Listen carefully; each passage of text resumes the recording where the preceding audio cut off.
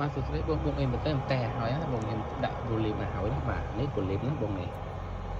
វ៉ូលីមហើយនៅក្នុងតាក់ណាបាទណាបងអញ្ចឹងជើងវាណាបងមួយមែនខ្ញុំបាទខ្ញុំប្រើជើងវ៉ូលីមជើង10 វ៉ុល AL1 ជើង GND ហើយខ្សែកង់តាក់វា GND ហើយនឹងជើង DL1 ណាបាទហ្នឹងហើយបងអញ្ចឹងបងឲ្យវ៉ូលីមខ្ញុំមួលឡើងចុះបានណាបងណាហ្នឹងហើយបាទនេះណាបាទនេះបាទ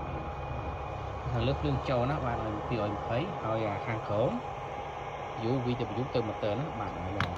តែប៉ុណ្្នឹងដែរណាបងឥឡូវខ្ញុំបើកឲ្យម៉ូទ័រដែរកាច់តែកង់តាក់ទៅដែរណាបងនេះមើលបន្លាយតាមហ្នឹងតាមភាពឆាប់ដែរណាបាទម៉ូទ័រយើងដែរណាបាទហើយយើងអាចស្រីលឿនយឺតបានណាបងណានេះខ្ញុំស្រីសូនណាហ្នឹងហើយមើលកន្លែងនេះបងកន្លែងនេះកាលណាវាសូននេះក៏គាត់ដើរដែរដោយសារនេះ